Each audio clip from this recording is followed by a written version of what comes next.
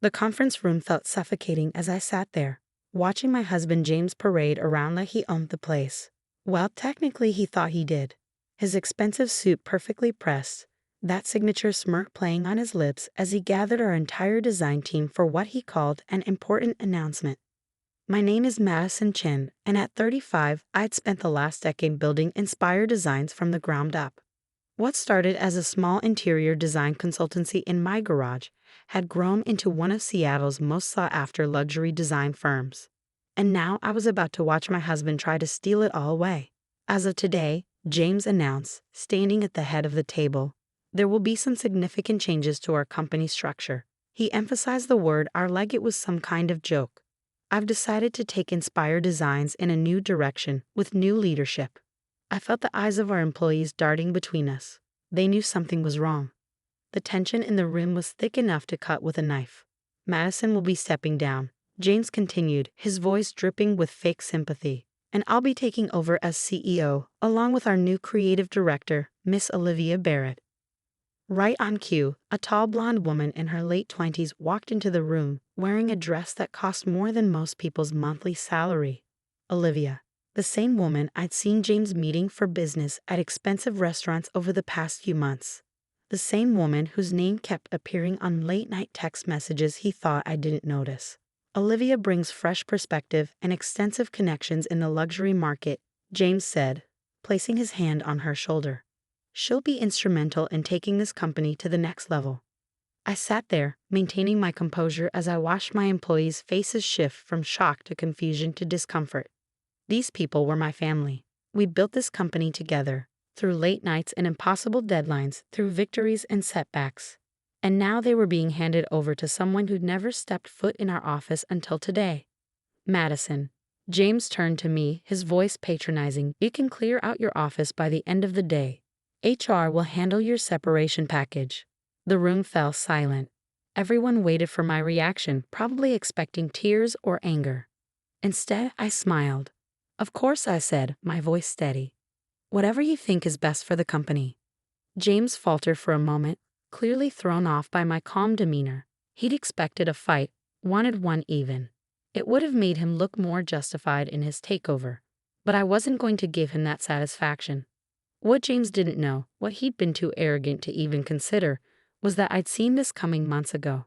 The late meetings, the secretive phone calls, the way he'd suddenly taken an interest in our company's financial structure after years of treating it as my little project. 6 months earlier, I'd noticed something odd in our business accounts. Small transfers to a new consulting firm, Barrett and Associates. It hadn't taken much digging to discover that Olivia Barrett wasn't just James's mistress. She was his planned ticket to taking over my company.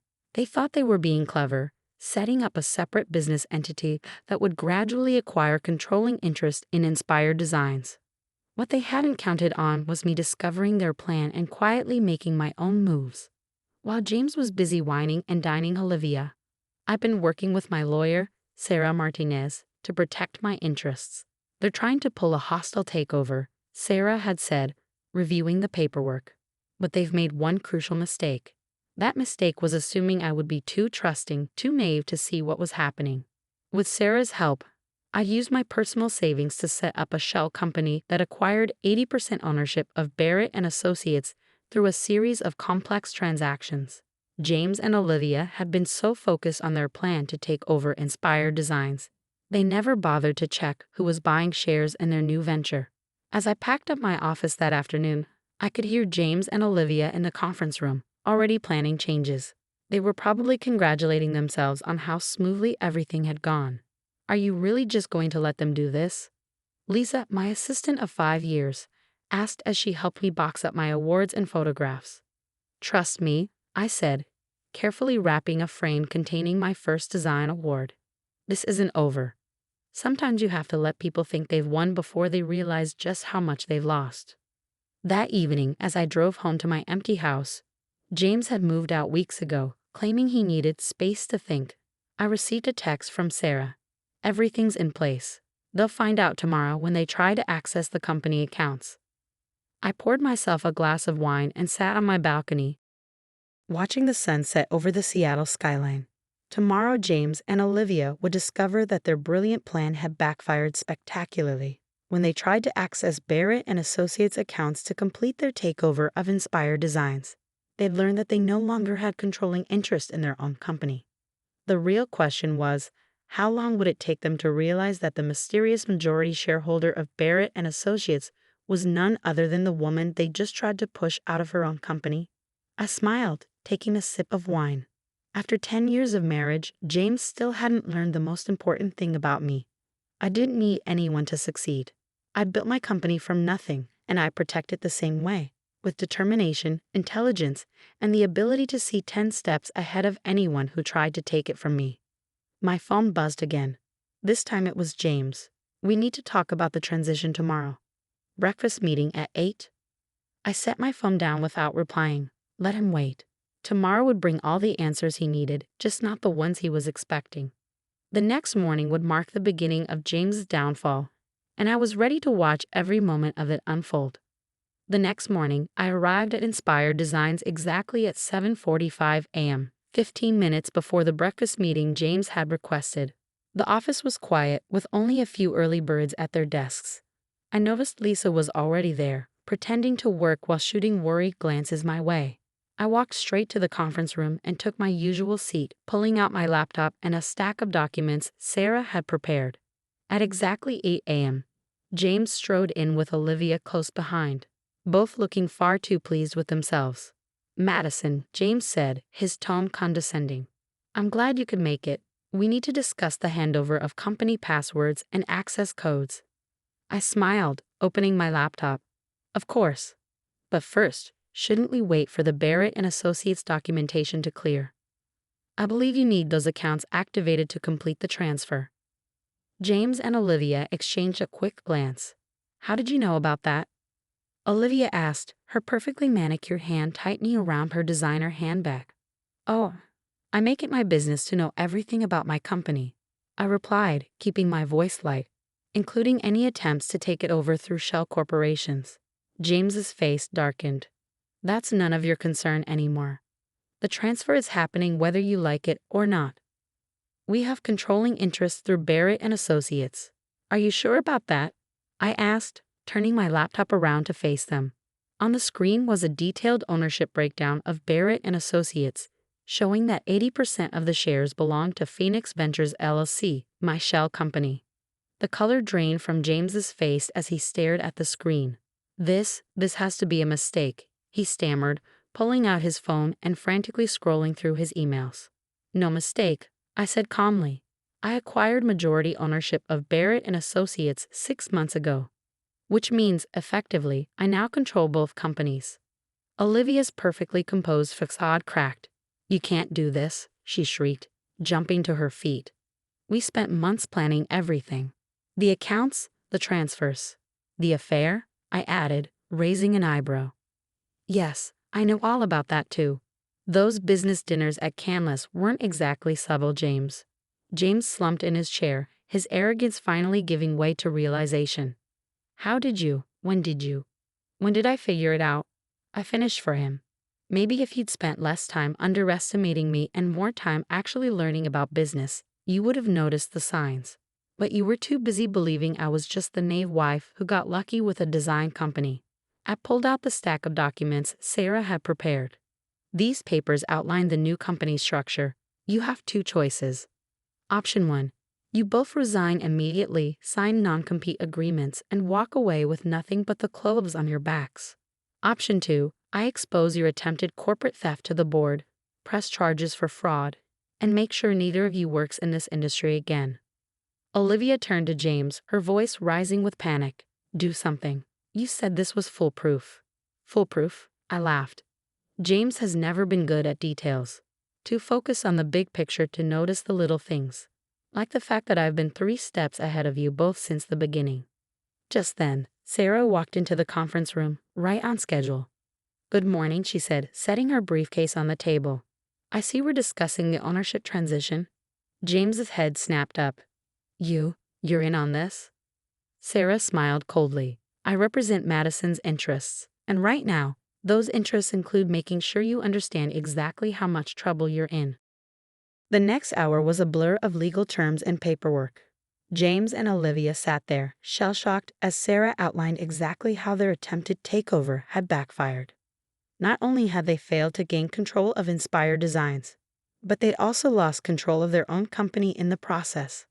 "This is impossible," Olivia muttered, staring at the documents in front of her. "We had everything planned perfectly." "Perfectly?" I asked, standing up and gathering my things. "You planned to steal a company from someone who built it from nothing. Did you really think I wouldn't fight back?" As I walked toward the door, James finally found his voice. "Madison, wait. We can talk about this. Maybe come to some kind of arrangement." I turned back, meeting his eyes. "The time for arrangements was before you decided to betray everything we built together. You made your choice, James. Now you get to live with it." I stepped out of the conference room and found the entire office had gone quiet. Everyone was pretending to work while clearly trying to overhear what was happening. I cleared my throat and all eyes turned to me. "There will be a company-wide meeting in 30 minutes, I announced. "I'll be addressing some changes in leadership. Until then, please continue with your regular work." Lissa appeared at my side, her eyes wide with curiosity. "Is everything okay?" I smiled, feeling lighter than I had in months. "Everything's perfect. Sometimes people need to learn the hard way that appearances can be deceiving." As I stood at the front of our largest conference room 30 minutes later, looking out at the faces of employees who had become like family, I felt a surge of pride. These were the people who had helped build Inspire Designs, who had believed in my vision when it was nothing more than sketches and dreams. James and Olivia sat in the back, their earlier confidence replaced by barely concealed rage. Sarah stood beside me, a subtle reminder that everything was proceeding exactly as planned. "As some of you may have heard," I began, my voice clear and steady, "there have been some attempted changes to our company's structure. I want to be transparent about what's happened and where we're going from here." I took a deep breath, scanning the room. My husband James and Ms. Barrett attempted to orchestrate a hostile takeover of Inspire Designs through their company, Barrett and Associates. What they didn't realize was that I had already secured majority ownership of their company months ago. A murmur ran through the room. I saw several people trying to hide their smiles, while others shot disapproving glances at James and Olivia. Effective immediately, I will remain as CEO of Inspire Designs. James and Ms. Barrett will be leaving the company. Their security access has already been revoked, and they will be escorted out after this meeting. James stood up abruptly. "This isn't over, Madison. You can't just—" "Actually, it is over," Sarah interjected, her voice sharp. "Unless you'd like us to pursue criminal charges for attempted corporate fraud." He sank back into his chair, his face red with humiliation. Olivia stared straight ahead, her perfectly applied makeup unable to hide the shock and anger in her expression. "To our employees," I continued, "I want to assure you that your jobs are secure. In fact, I'm announcing a company-wide bonus structure to thank you for your loyalty during this challenging time." Lisa, sitting in the front row, was the first to break into applause. Others quickly joined in, and soon the room was filled with supportive cheers.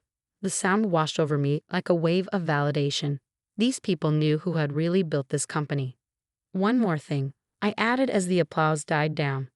"We've just secured the Richardson account.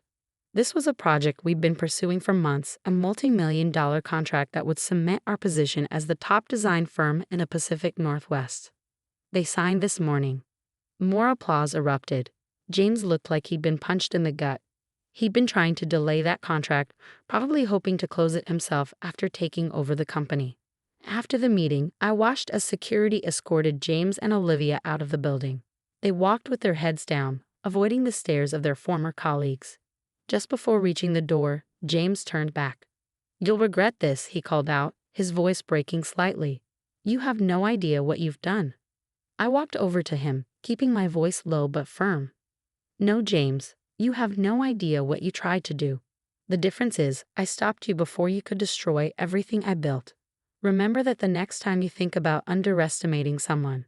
As the doors closed behind them, I felt a weight lift from my shoulders. The past 6 months of quietly gathering evidence, making strategic moves, and pretending not to notice their schemes had been exhausting. But it had been worth it. Later that evening, I sat in my office, my real office, the one I'd earned, looking out over the Seattle skyline. My phone buzzed with a text from Sarah. "Papers have been filed. They've both signed the non-compete agreements. It's really over. I poured myself a small glass of champagne from the bottle Lisa had brought in to celebrate. As I sipped it, I thought about everything that had led to this moment. The late nights working in my garage, the risks I'd taken, the clients I'd convinced to trust my vision. James had been there for some of it, but he'd never really understood what it meant to build something from nothing. A knock at my door interrupted my thoughts. It was Lisa, holding a stack of congratulatory messages from clients who'd heard about the leadership transition. "The Richardson team sent this over too," she said, handing me an elegant envelope. "They said they never doubted who was really behind Inspire's success." I opened the envelope to find a handwritten note from Catherine Richardson herself. "Madison, we choose to work with people of integrity and vision. Today proved we made the right choice. Looking forward to creating something extraordinary together." The next few weeks were a whirlwind of activity. We restructured some departments, promoted deserving employees, and launched new initiatives that had been held back by James's interference. The energy in the office was electric. Everyone could feel that we were entering a new chapter. I heard through industry contacts that James and Olivia had split up. Apparently, their relationship couldn't survive the humiliation of their failed takeover attempt. James had moved to Portland, trying to rebuild his reputation in a new city. Olivia had disappeared from the design world entirely. 1 year later, I stood on a stage accepting the Visionary Leader Award at the Pacific Design Summit. Looking out at the audience, I saw faces of people who had doubted me, supported me, and everything in between. Success isn't just about talent or opportunity, I said during my acceptance speech. It's about resilience, about knowing your worth even when others try to diminish it. Most importantly, it's about building something so strong that no one can tear it down, not even the people you once trusted most. The applause that followed wasn't just for me, it was for every person who'd ever been underestimated, overlooked, or betrayed. It was for everyone who'd fought back and won. That evening, I returned to my office and found an envelope on my desk. Inside was a magazine article about James's failed attempt to start a new design firm in Portland. The headline read, "Former executive's new venture fails to launch." I smiled, dropping the article into the recycling bin. His failure wasn't my concern anymore. I had a company to run, projects to complete, and a future to build. As I sat down at my desk, I noticed a new email from Catherine Richardson. They wanted to expand our contract, double the project scope. At the bottom of the email was a personal note. "This is what happens when talent and integrity meet opportunity. Keep soaring, Madison." I leaned back in my chair, looking at the Seattle skyline now bathed in sunset colors. James had tried to steal my company because he thought I was weak. He'd assumed that because I was trusting, because I believed in people, I would be easy to manipulate. What he failed to understand was that kindness isn't weakness and trust doesn't mean blindness. I built Inspire Designs on relationships, vision, and hard work. And those same qualities had helped me protect it from those who tried to take it away. My phone buzzed. Another text from Sarah. "Drinks tomorrow? I hear there's a lot to celebrate." I smiled, typing back a quick yes. There was indeed a lot to celebrate. Not just the success of the company, but the knowledge that I have faced one of my greatest challenges and emerged stronger. The sun had almost set now, casting long shadows across my office. But unlike the shadows of doubt and betrayal that had haunted me a year ago, these were different. They were reminders of how far I'd come and promises of how far I could still go. I gathered my things, ready to head home. Tomorrow would bring new challenges, new projects, new opportunities. But this time, I faced them not as someone's wife or someone's target, but as exactly who I was meant to be, a woman who had built something extraordinary and fought to keep it that way. The lights of Seattle twinkled as I drove home, each one a tiny reminder that sometimes the best revenge isn't about getting even. It's about soaring higher than your opponents ever thought possible.